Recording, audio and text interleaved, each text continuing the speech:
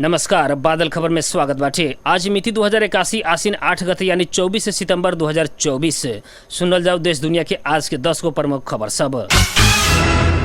12 के महागढ़ीमाई नगर पालिका के वार्ड नंबर 1 बरियारपुर में प्रत्येक वर्ष में लागे वाला विश्व प्रसिद्ध गढ़ीमाई मेला के भव्य आ सभ्य बनावेला आवश्यक सलाह सुझाव संकलन करेला विशेष कार्यक्रम संपन्न भइल बाटे। महागढ़ीमाई नगर पालिका के सभा हॉल में कार्यक्रम संपन्न भइल बा। नगर प्रमुख उपेंद्र प्रसाद यादव के अध्यक्षता में तथा मध्य प्रदेश के मुख्यमंत्री सतीश सिंह के प्रमुख आतिथ्यता में भइल कार्यक्रम में प्रदेश सरकार के मंत्री सब, संघीय सांसद लोग, संविधान सभा सदस्य लोग, प्रदेश सभा सदस्य, नगर प्रमुख, गाँव पालिका अध्यक्ष, उप प्रमुख, उपाध्यक्ष लोग, विभिन्न पालिका के जनप्रतिनिधि, सुरक्षा निकाय प्रमुख लोग, सामाजिक अगुवा लोग सहित संचार कर्मी सबके उपस्थिति रहल रहे। नगर उप प्रमुख तारा देवी कानू से स्वागत कैल कार्यक्रम के संचालन लक्ष्मी खरेल कैले रहली।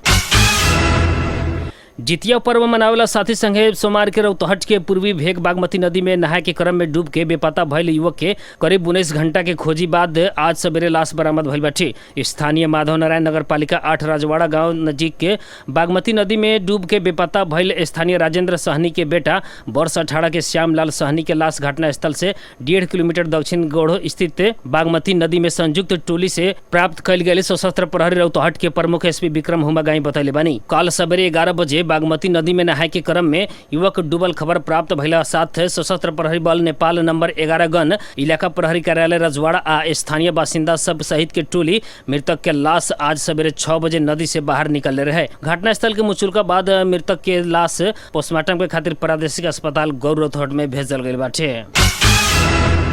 रौतहट स्थित जिला प्रशासन कार्यालय गौर पहिलका बेरी एक जन गैर आवासीय नेपाली नागरिकता प्रमाण पत्र प्रदान कैले बाटे। संपूर्ण कानूनी प्रक्रिया मिलला बाद काल जर्मनी के नागरिक फखरुद्दीन अली अहमद शेख के सीडीओ हीरालाल रेग्मी गैर आवासीय नेपाली नागरिकता के प्रमाण पत्र प्रदान कैले बानी। फखरुद्दीन अली अहमद शेख रौतहट के गढ़ीमाई नगर पालिका 3 साबिक गम्हरिया परसा गाविसा 5 जन्म स्थान तथा ठेगाना उल्लेख करके गैर आवासीय नागरिकता प्रमाण पत्र लेले बानी। नेपाल सरकार से निर्धारण कैल प्रक्रिया अनुसार जिला प्रशासन कार्यालय रौतहट से अली के पहिलका बेर गैर आवासीय नेपाली नागरिकता प्रमाण पत्र प्रदान कैल गेल सीडीओ रेग्मी जानकारी दिले बानी। प्रशासन से सहज रूप में गैर आवासीय नेपाली नागरिकता प्राप्त भइला बाद जर्मनी नागरिक अली खुशी संगे आभार प्रकट कैले बानी। 12 परसा लगायत तराई क्षेत्र में आज से जितिया पर्व विधिवत रूप में शुरू भइल बाटे। संतान के दीर्घ जीवन, पुत्र प्राप्ति तथा पारिवारिक सुख शांति के खातिर मनावल जाए वाला ई पर्व आज नहाय खाए अर्थात नहाय वाला दिन करत विधिवत रूप में शुरू भइल बाटे। 3 दिन तक मनावे वाला उक्त पर्व में आज पहिलका दिन व्रतालु महिला सब पोखरा, सरोवर, कुंड लगायत के जलाशय में स्नान करके तैयार होखेन। ओकरा बाद अपन पितरी के समझना में घेवड़ा के पत्ता में सरसों के खाए वाला तेल आ खरी चढ़ावे नी आ अपन धार्मिक संस्कार अनुसार भोजन भी करे के चलन बाटे।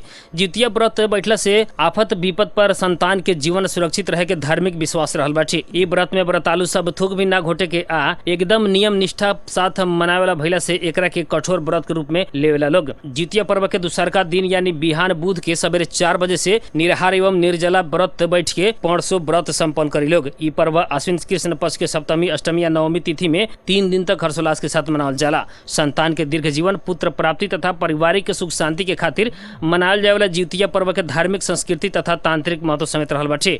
उन्हें मधेश के मिथिला क्षेत्र में काल सोमवार से ही जितिया पर्व मनावल शुरू कैले बाटे। उन्हें आज से निर्जला उपवास बैठ के जितिया पर्व मनावल जा रहल बा। परसा के पटेरुआ सुगौली गांव पालिका में निर्माण संपन्न भइल आधारभूत अस्पताल के उद्घाटन के खातिर नेपाली कांग्रेस के सभापति शेर बहादुर देवा सहित के नेता सब पुगल रहनी। नेता सब के स्वागत के खातिर पालिका मातहत के सभे सरकारी कार्यालय में विदा दिहल गेल रहे। सभापति देवा सहित के नेता सब के स्वागत के खातिर गाँव पालिका के संपूर्ण कर्मचारी सब भी लागल रहनी। गाँव पालिका मातहत के सभी विद्यालय सब में 1 घंटी पढ़ाई बाद विद्यालय सब विदा दिहल गेल रहे। ऐसे ही पालिका भीतर के संपूर्ण सरकारी कार्यालय सब, स्वास्थ्य संस्था, वाड़ा कार्यालय लगायत के कार्यालय सब में भी विदा दिहल गेल रहे। पालिका भीतर के 24 सामुदायिक विद्यालय बंद कैल गेल बाटे। वार्ड कार्यालय, स्वास्थ्य चौकी, विद्यालय लगायत के संस्था सब बंद रहल रहे। पालिका में आधारभूत अस्पताल संचालन खुला भइले बाद स्थानीय सब हर्षित बनल बानी। अब अपने गांव में इलाज करावेला मिली कह के छोटे छोटे रोगी के खातिर भी पालिका बाहर जाए के बाध्यता हटल स्थानीय सब बतैले बानी। लेकिन सेवा प्रदायक संस्था सब बंद भइला से जनता के शास्ति भइल बाटे।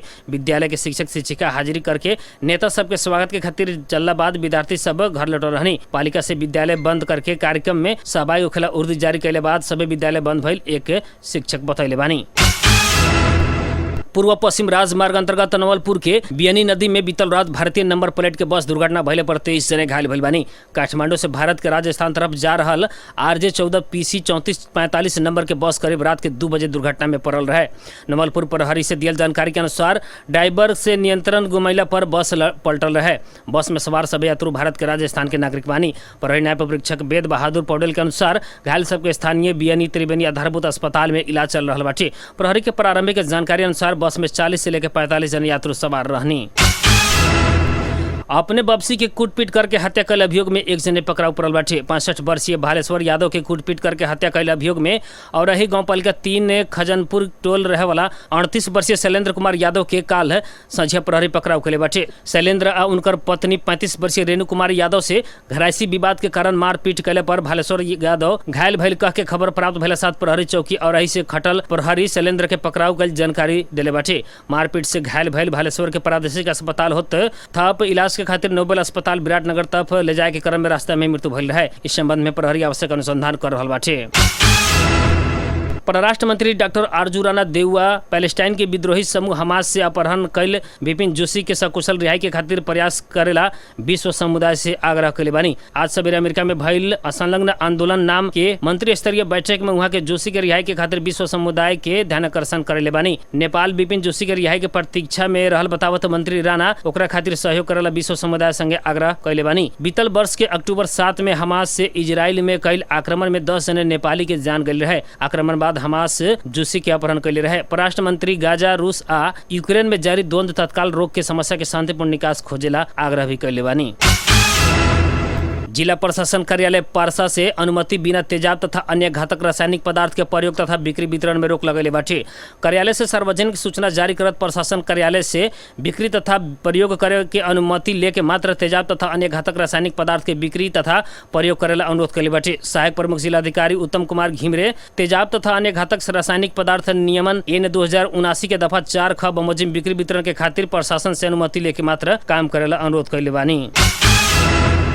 भारत के जयपुर राजस्थान में आयोजित भव्य ग्रांड फिनाले में 19 वर्षीय रिया सिंह ई वर्ष के मिस यूनिवर्स इंडिया 2024 के उपाधि जीतले बानी। वहाँ के भारत के प्रतिनिधित्व करत मेक्सिको में होखे वाला मिस यूनिवर्स प्रतियोगिता में सहभागी होखेन। ताज पहले पर उत्साहित रिया कहनी, ई उपाधि जीतेला हम बहुत मेहनत कैले बानी आ हमरा था बा कि हम ई ताज के खातिर योग्य बानी। प्रतियोगिता में प्रांजल प्रिया फर्स्ट रनअप आ छवि वर्ग सेकेंड रनर अप बननी। रिया से भारत फिर एक बेर मिस यूनिवर्स के ताज जीते में खुद आशावादी रहल बतावत सभे के समर्थन के खातिर धन्यवाद व्यक्त कैनी। बादल खबर में मौसम संबंधी जानकारी। रेडियो बादल 89 मेगाहर्ट्ज सिमरौनगढ़ 12 आ रेडियो धड़कन FM 91.8 मेगाहर्ट्ज गुड़ैता सरलाही द्वारा मापन कयल गेल अनुसार सिमरौनगढ़ आ गुड़ैता लगात आसपास के क्षेत्र के अभी के न्यूनतम तापक्रम 31 डिग्री सेल्सियस रहल बा। ऐसे ही आज सवेरे 32, दोपहरिया 36 डिग्री सेल्सियस रहल रहे। आज रात में 27 डिग्री सेल्सियस तापक्रम रहे के अनुमान कयल गेल बाटे। ऐसे ही आज सवेरे 5:55 पर बेर उगल रहे तो संझिया 6 बजे बेर डूबल बा। आज के खातिर बादल खबर इतने। फेरू बिहान देश दुनिया के मुख्य खबर लेके आबे करम। तब तक विदा दी, नमस्कार।